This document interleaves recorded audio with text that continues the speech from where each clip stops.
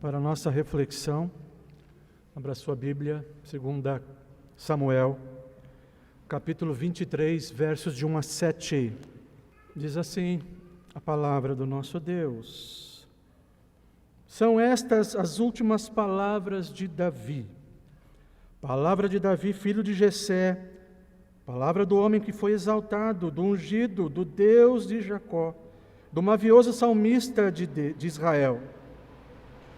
O Espírito do Senhor fala por meu intermédio, e a sua palavra está na minha língua. Disse o Deus de Israel, a rocha de Israel, a mim me falou. Aquele que domina com justiça sobre os homens, que domina no temor de Deus. É como a luz da manhã, quando sai o sol, como a manhã sem nuvens, cujo esplendor, depois da chuva, faz brotar da terra a erva. Não está assim com Deus a minha casa? Pois estabeleceu comigo uma aliança eterna, em tudo bem definida e segura. Não me fará Ele prosperar toda a minha salvação e toda a minha esperança? Porém, os filhos de Belial serão todos lançados fora como os espinhos, pois não podem ser tocados com as mãos, mas qualquer para os tocar se armará de ferro e da haste de uma lança, e a fogo serão totalmente queimados no seu lugar. Que Deus nos abençoe mais uma vez com a sua santa e maravilhosa palavra. Meus irmãos, estamos chegando aqui ao final da vida de Davi. Davi aqui já está se preparando para se encontrar com o seu Deus. E nós vemos um autor maravilhado. O autor, a segunda carta, o segundo livro de Samuel, nós vemos aqui um autor maravilhado com o rei Davi, com a vida de Davi. Mas eu acredito que mais maravilhado ainda é como Deus faz, como Deus trabalha, como Deus opera, como Deus cuida do seu povo, como Deus cumpre as suas promessas. O Deus de Israel, Deus de aliança. E sem dúvida que Davi foi o maior rei de Israel. Ele se destacou pela sua fé, se destacou pelo seu governo e pelo seu caráter. Temos aqui então a narrativa do final da vida do rei Davi. E entre os capítulos 21 a 24, você tem esse período no final da carreira do amado rei Davi. O primeiro livro dos reis, se você for lá, também registra últimas palavras de Davi ao seu filho Salomão. Antes de morrer, Davi falou com seu filho. Foram suas últimas palavras. Mas existe uma diferença. A diferença é que lá, Davi falou em caráter privado com Salomão. E aqui, ele fala publicamente a Israel. Portanto, aqui em 2 Samuel, essas não são literalmente suas últimas palavras, mas sim o seu discurso público final.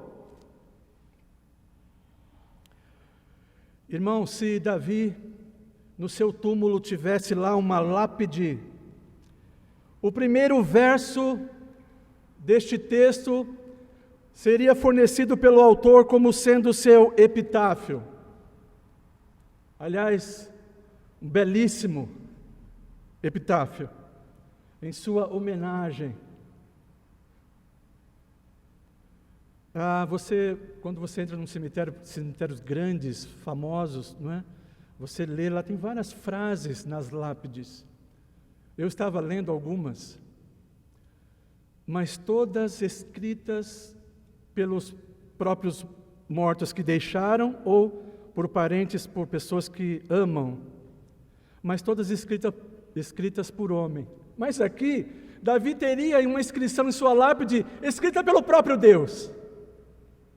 Pelo próprio Deus e não por homens. Palavra de Davi, filho de Jessé, palavra do homem que foi exaltado. Isso aqui é a palavra de Deus. Davi está falando aqui inspirado por Deus.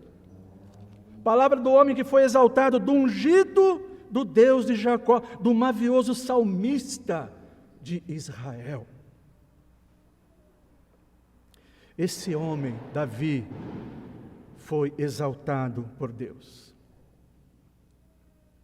E essa é a questão, né, irmãos? A Bíblia insiste em ensinar, em falar para nós que Deus exalta os humildes. Deus ama os humildes, Ele ama exaltar os humildes. E este homem que foi exaltado, de fato, a sua origem é uma origem muito humilde. Então, a primeira coisa que nós vemos aqui nesse texto é que Deus exalta um homem que Ele tirou do campo, um homem humilde.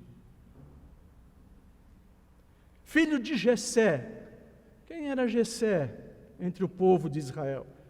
Um homem sem muita importância, nascido em uma cidade sem nenhuma importância, pequena demais para ser contada na lista de Josué, na lista de seleção militar de Israel. Você também tem essa profecia lá em Miqueias, capítulo 5, verso 2. Davi era o menor entre os filhos de Jessé. Davi surge como sendo uma pessoa desconhecida, sem importância, um homem do campo, escondido entre as ovelhas de seu pai. Humilde. Exatamente, isso aqui se encaixa com a descrição, né, do apóstolo Paulo. Aliás, parece ser um anacronismo, mas de fato é a palavra de Deus, não é? É a palavra de Deus. Lembra que Paulo, ele escreveu, não foram chamados muitos sábios segundo a carne, nem muitos poderosos, nem de nobre nascimento. 1 Coríntios, capítulo 1, verso 26. Deus escolheu esse homem e exaltou esse homem. Foi Deus quem fez isso. Não é mérito desse rei, o rei Davi, não é mérito dele.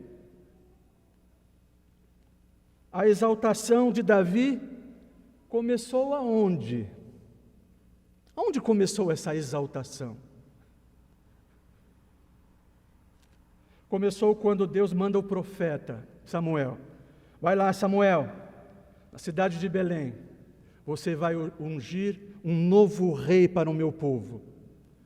Samuel vai até Belém. Chegando em Belém, com a intenção de ungir um novo rei para o povo de Deus, Samuel esperava encontrar um candidato apropriado, à altura para ser o rei de Israel, segundo o seu julgamento, naturalmente. Mas o Senhor escolheu o mais humilde, o menor entre eles, um homem de campo, um pastor de ovelhas, e mesmo sendo o ungido do Deus de Jacó. Aliás, certamente essa expressão nos remete lá para a promessa de Jacó, em Gênesis capítulo 49, verso 10. O cetro do governo estaria em Judá, permaneceria em Judá. Não é? Então veja, mesmo sendo ungido do Deus de Jacó, Davi começou a sua vida com duras privações. Ele começou a vida como rei, enfrentando duras privações, mas privações essas que foram divinamente ordenadas.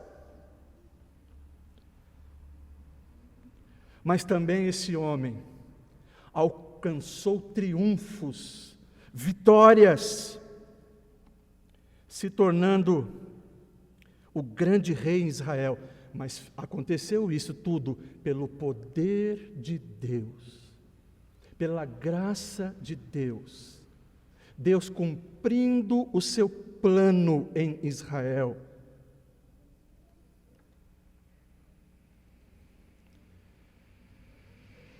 Assim Deus separou o filho mais humilde e o elevou à realeza. O maior rei de Israel. Ele também foi chamado de mafioso salmista de Israel. Essa expressão, meus irmãos, diz respeito aos belíssimos e profundos salmos que Davi escreveu, que nós lemos, pregamos, estudamos, cantamos, até o dia de hoje.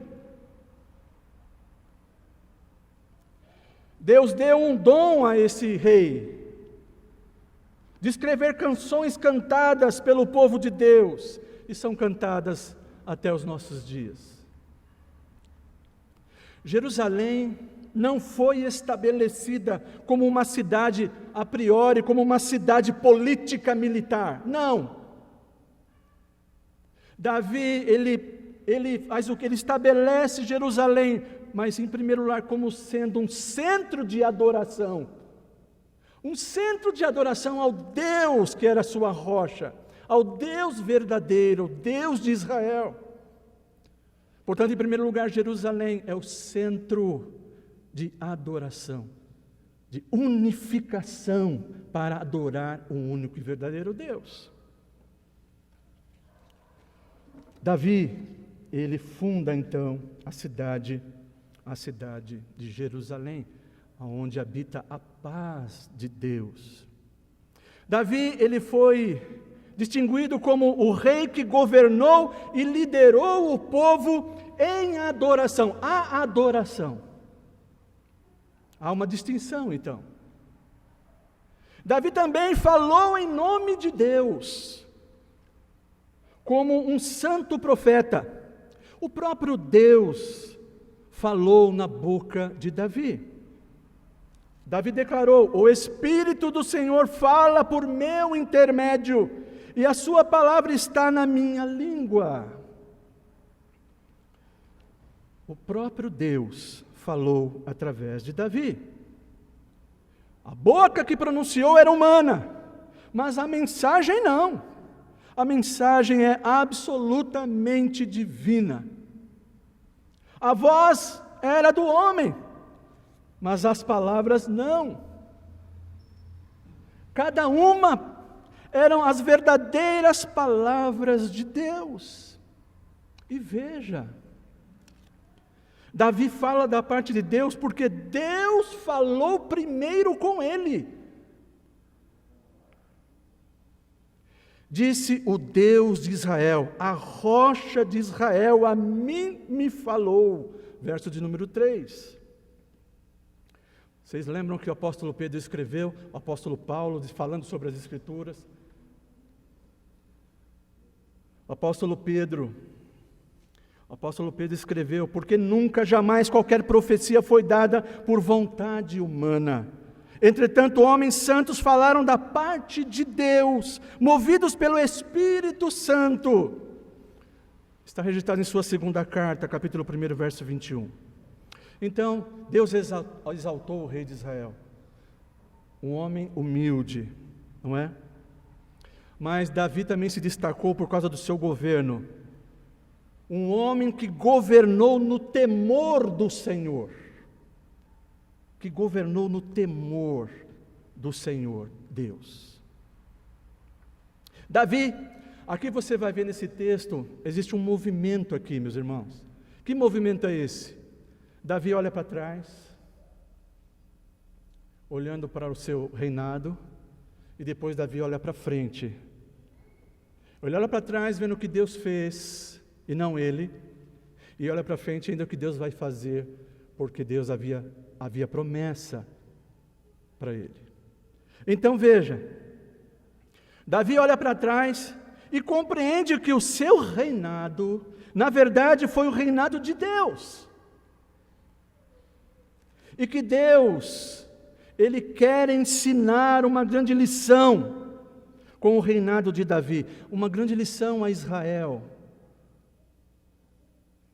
Vocês lembram que Israel já havia passado no tempo dos juízes, quando chegou à terra. Então, Deus aqui está ensinando Davi. Davi olha para trás, faz uma análise do seu reinado e o que Deus fez, não é? Então, ensinaram uma grande lição a Israel. Por quê? Porque Israel só irá bem, uma nação só irá bem, um povo, um governo, os governantes, uma liderança, só vai bem se for uma liderança, um governo piedoso, com governantes, com liderança piedosa. A primeira lição que Deus ensina para Israel, 40 anos de reinado, mas Israel, ele sai das trevas, porque Deus colocou um governante, colocou uma liderança piedosa, que o temia. Então, a primeira lição.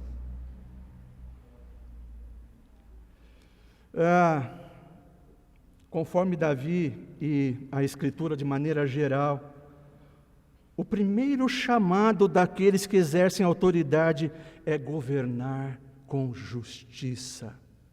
Justiça de quem? Justiça de Deus.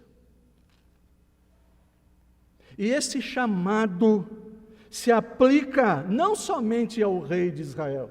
Na verdade, o ensino geral da Escritura nos ensina que essa autoridade de governar com justiça se aplica inclusive a nós pais e mães no lar, ao pastor na igreja, aos presbíteros, ao governador, ao prefeito, todo aquele que recebeu liderança de Deus. Deus exige que essa liderança seja feita, exercida com justiça. E todos aqueles a quem Deus deu autoridade, Deus vai cobrar essa justiça.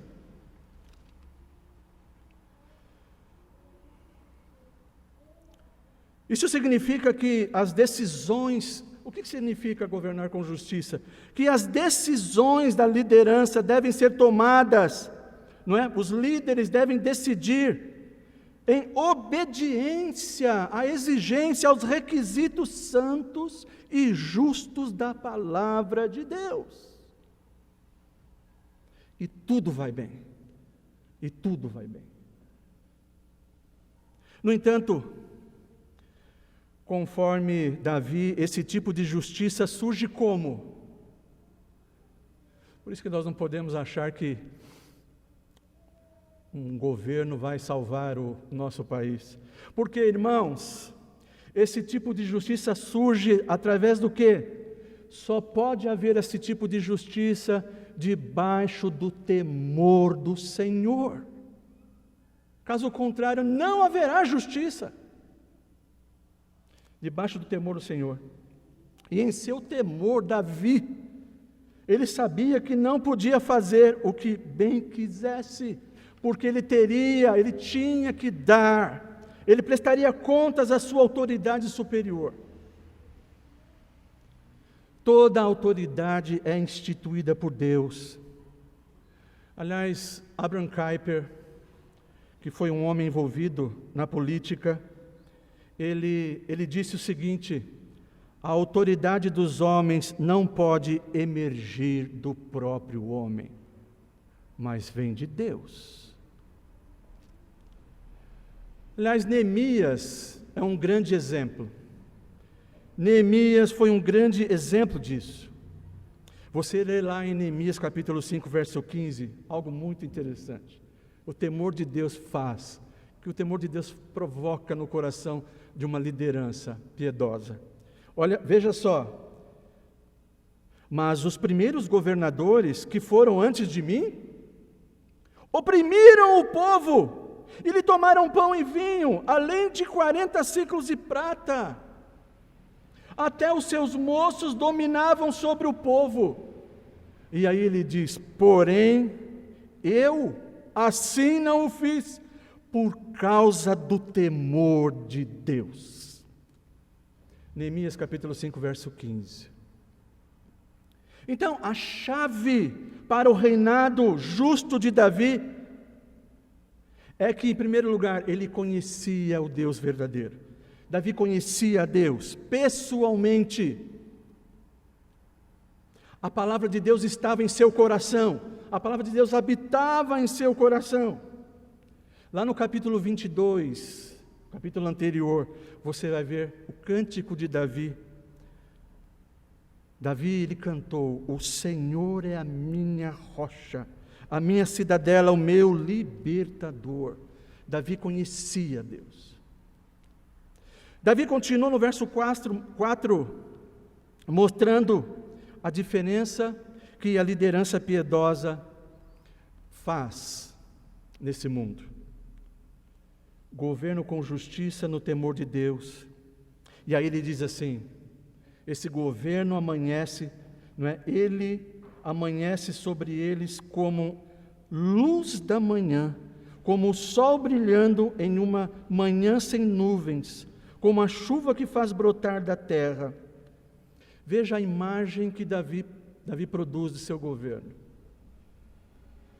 Essa imagem, ela aponta para dois momentos na vida de Israel. Quais são? Primeiro, os tempos difíceis e sombrios que Israel quase que sucumbiu durante a era dos juízes.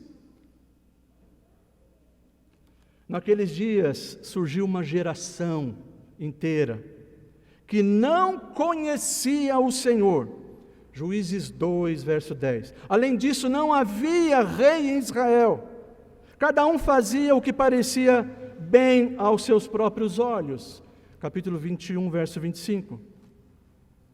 E, portanto, o reinado de Davi amanheceu para eles como a luz da manhã, dissipando então a escuridão. Segundo, governar no poder de Deus promoveu então a vida, o desenvolvimento em Israel. Davi retrata chuvas caindo sobre a terra, como o sol brilhando para estimular a vida. E qual que é o resultado disso? A vegetação surge em grande abundância. Mas o que Davi está querendo dizer com isso? O que isso significa? Davi está falando dele mesmo? Davi foi usado por Deus para fazer crescer a nação espiritual, econômica e militarmente. A nação cresceu, prosperou no reinado de Davi. Então, depois de olhar para trás, Davi olha para frente, para o futuro. E aí nós vamos ver um homem que confia plenamente nas promessas de Deus.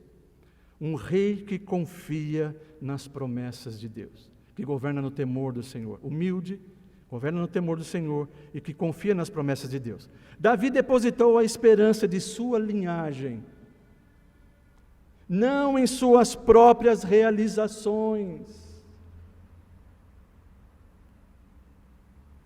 mas na promessa de aliança que Deus fez com ele. Ele recebeu da parte de Deus. E Davi olha finalmente para o futuro de sua linhagem real. E no verso 5 ele diz: não está assim como Deus a minha casa, pois estabeleceu comigo uma aliança eterna, em tudo bem definida e segura. Não me fará Ele prosperar toda a minha salvação e toda a minha esperança. Davi confiava nas promessas de Deus. Davi depositou sua esperança na promessa específica da aliança que Deus havia feito com ele. Você vê isso lá em 2 Samuel capítulo 7, verso 16. Tua casa e teu reino serão firmados para sempre diante de mim. Seu trono será estabelecido para sempre. Então, meus irmãos, veja, Da mesma forma, Deus fez promessas de aliança que se aplicam a todos os que confiam pessoalmente em seu Filho Jesus Cristo, que é o herdeiro real, em quem o próprio Deus colocou, levantou, exaltou. Todas as promessas de Deus a Davi foram garantidas na vida e no reino de seu maior descendente, Jesus, o Filho de Deus, o filho de Davi, como Mateus registra no primeiro verso do primeiro capítulo do seu Evangelho. O Filho de Davi. Vamos lembrar aqui, meus irmãos, na noite de sua prisão, Jesus proclamou a sua promessa. Que promessa é essa? A promessa da nova aliança em seu sangue, que é derramado por muitos para a remissão de pecados. Lucas 22, verso 20, você lê também lá em Mateus 26, verso 28.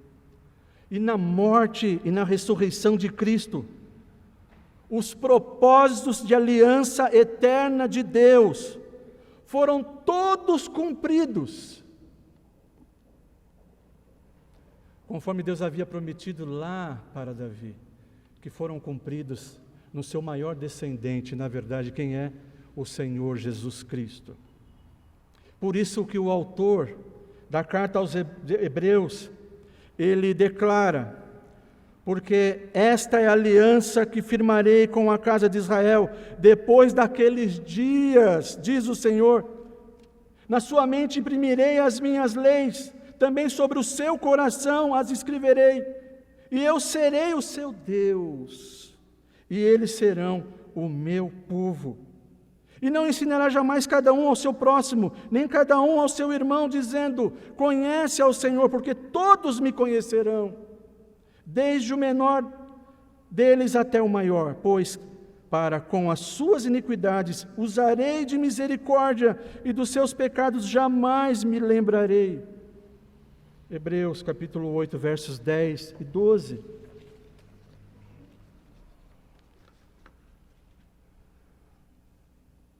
Então, meus irmãos, assim como Davi olhou para a promessa da aliança de Deus, e ele sabia que a sua casa estaria segura, apesar dos seus próprios pecados, dos seus erros, dos seus tropeços, das suas falhas, mas ele sabia que sua casa estaria segura, os seus descendentes, porque a sua confiança estava depositada na esperança de vida eterna de Deus, nas promessas de Deus. O apóstolo Paulo, ele nos ensina, nos informa, que se pela fé em Jesus, se nós cremos em Jesus, então nós somos filhos de Deus. Então também somos herdeiros, herdeiros de Deus e co-herdeiros de Cristo. A descendência de Cristo. Romanos 8,17. Assim como Davi, podemos então descansar seguros nas mesmas promessas, nas promessas de aliança que Deus fez com Jesus Cristo. Jesus, ele garantiu, porque nessa aliança foi que Deus ordenou para nós a salvação, e ele garantiu essa aliança. O Senhor Jesus Cristo, antes de ir para a cruz, ele declarou, lá em João, capítulo 17, assim como lhe conferiste autoridade sobre toda a carne, a fim de que ele conceda a vida eterna a todos os que lhe deste, e a vida eterna é esta, que te conheçam a ti, o único Deus verdadeiro, e a Jesus Cristo, a quem enviaste.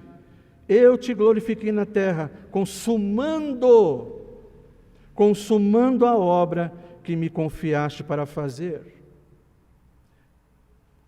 Assim como Davi descansou nas promessas de Deus, nós também podemos descansar na obra e nas promessas de Deus, na aliança. O fiador dessa aliança é Jesus Cristo. Ele é o fiador de uma aliança muito melhor. E Ele, além de fiador, Ele vive para sempre para fazer intercessão por aqueles que vierem a Deus por Ele. E assim é capaz de salvar completamente. Hebreus 7, 22, 25. Mas, meus irmãos, aqui um parênteses agora. Nós lemos e vemos Deus salvando o seu povo. O amor de Deus salvando o seu povo. Só que Davi não se esquece nunca de uma coisa. Você vai ver sempre isso nos seus salmos. Que Davi não se esquecia, e muitas vezes nós nos esquecemos. E não podemos perder isso de vista. Que em Cristo, Deus abaterá, derrubará os nossos inimigos. Assim como Ele fez com os inimigos de Davi. Davi, depois de uma vida inteira, meus irmãos, de luta com inimigos implacáveis e cruéis, nunca se esqueceu que Deus derrubará todos aqueles que se levantam contra Ele em descrença, em rebelião, no pecado. Então Davi profetizou: porém os filhos de Belial serão todos lançados fora, como os espinhos, pois não podem ser tocados com as mãos, mas qualquer para os tocar se armará de ferro e de haste de uma lança, e a fogo serão totalmente queimados no seu lugar. Versos 6 e 7. O que Davi está mostrando aqui? Não é? Uma ferramenta feita de ferro, que é usada para arrancar arbustos espinhosos, que não podem ser pegos com a mão. Então, um instrumento de ferro, arrancando-os para serem lançados no fogo consumidor. Esta imagem apresenta exatamente o lado oposto da aliança. Nós podemos descansar, mas não podemos nos esquecer do que Davi está falando aqui, e Davi nunca se esqueceu disso. Aliás, o próprio Cristo alertou, não é? Sempre alertando. Então aqui é o lado oposto da aliança.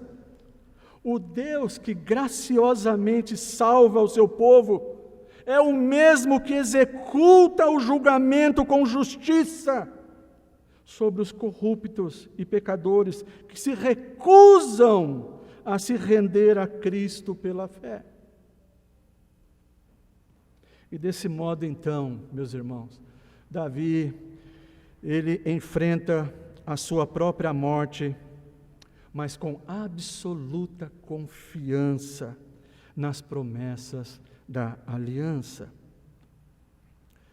Indo para o final, então, meus irmãos, tudo o que esta passagem declara sobre Davi, né, tudo o que diz aqui sobre Davi, a respeito de Davi, não é? Na verdade, ela está falando sobre um rei muito maior. O mavioso Rei Jesus, o Cristo de Deus. Estas palavras se cumprem em Jesus Cristo. E veja, Deus tirou Davi da casa de Jessé em Belém, não foi? Deus foi lá, visitou lá Jessé através do profeta Samuel. Mas Deus voltaria a Belém. Aquela pequena cidade, Deus voltaria, mas numa pobreza ainda maior. Maria e José chegaram na calada da noite e nem mesmo um quarto tiveram. Não havia um quarto disponível para eles na pousada. Lucas 2, verso 7. E o Senhor da glória passaria sua juventude como aprendiz de carpinteiro em um vilarejo, num canto da Galileia. E sob os olhares atentos do Pai, de Deus, Jesus cresceu em sabedoria, estatura e graça diante de Deus e dos homens. Mas como o verdadeiro ungido, o Messias de Israel, o Senhor Jesus foi levado nas alturas. E em sua ressurreição e ascensão, Paulo escreve que Deus o assentou à sua direita nos lugares celestiais, muito acima de todo governo e autoridade, poder e domínio, e acima de todo nome que é mencionado, não apenas nesta era, mas também na vindoura. E ele pôs todas as coisas debaixo de seus pés, e o deu por cabeça sobre todas as coisas, o deu à igreja. Efésios capítulo 1, versos de 20 a 22. Então a vida e as características de seu reinado podem ser definidas como um rei segundo o coração de Deus, o reinado de Davi. Seu ministério foi liderar, liderar em adoração o seu povo, o ensino como um profeta inspirado da palavra de Deus, E todos esses ofícios que estavam em Davi, profeta, sacerdote e rei, na verdade, eles se cumprem verdadeiramente em Jesus Cristo, no ministério do ungido de Deus. Jesus é o verdadeiro rei, cuja vitória estabelece o reino de Deus para a nossa salvação. Jesus é o verdadeiro sacerdote, cuja própria oferta reconcilia os pecadores com Deus. Davi era o mavioso salmista de Israel, mas a canção cantada é sobre o Salvador Jesus Cristo.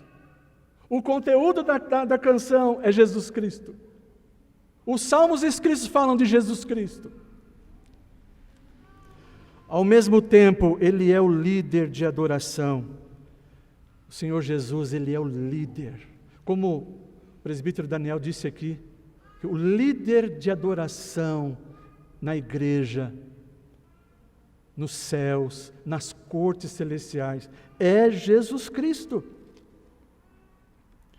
O autor de Hebreus escreveu, dizendo: a meus irmãos declarei o teu nome, cantar-te-ei louvores no meio da congregação.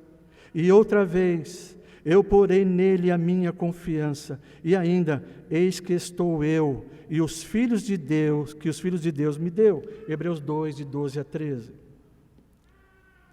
Jesus também, Ele é o profeta final. O profeta que declarou ao mundo, dizendo: quem me vê, vê o Pai. João 14, verso 9. E o autor de Hebreus começa falando do ponto mais alto da missão profética de Jesus Cristo. O que ele diz? Havendo Deus outrora falado muitas vezes e de muitas maneiras aos pais pelos profetas, nesses últimos dias nos falou pelo Filho, a quem constituiu o herdeiro de todas as coisas, pelo qual também fez o universo. Então, meus irmãos, a visão de Davi, falando do seu reinado sobre Israel, como a luz da manhã, ele diz que raiou em Israel. Esse reinado é de Cristo. Como a luz da manhã, o governo do Messias amanheceu sobre nós. É sobre isso que Davi está falando. Aconteceu lá no tempo dele, mas remete para um governo muito mais perfeito, justo e maravilhoso. E como luz da manhã, o governo do Messias amanheceu sobre cada um de nós. Amanheceu sobre o povo de Deus. E qual é o resultado disso? Lá cresceu relva, não é? Mas quando o governo do Senhor amanheceu sobre nós, qual é o resultado? Ele vem trazendo perdão aos culpados, saúde aos enfermos, esperança aos desesperados. Jesus é aquele que governa com retidão e no temor do Senhor, trazendo luz a uma nova criação e vida em abundância. Então, meus irmãos, assim como Davi tinha o dom de cantar, de compor, Deus também colocou no seu coração. Deus mudou o seu coração. Deus colocou ele no seu reino. Você agora está debaixo do governo do Rei dos Reis. E agora você pode abrir a sua boca e cantar e louvar o verdadeiro Deus. Você pode confiar nas promessas de Deus. Promessas inquebráveis. E as que não se cumpriram ainda na nossa vida, elas vão se cumprir. Elas irão se cumprir. Porque quem garante isso é o fiador da aliança, Jesus Cristo. E o seu governo já veio sobre nós. E trouxe para nós vida, perdão, salvação, saúde espiritual. Tirou o nosso desespero, a nossa angústia, e nos trazendo a paz, confiança e esperança. Então, meu querido, não é fácil. Nós estamos trilhando o caminho, a jornada cristã. É um caminho muito difícil. Mas entenda uma coisa. Nós temos um governante que ele está sentado à direita de Deus e governa esse mundo. E nada, um pardal não cai do céu sem a sua permissão. A nossa vida, a sua vida, está guardada em Cristo Jesus. Então, amanheceu o governo do Messias sobre nós. Deus seja louvado.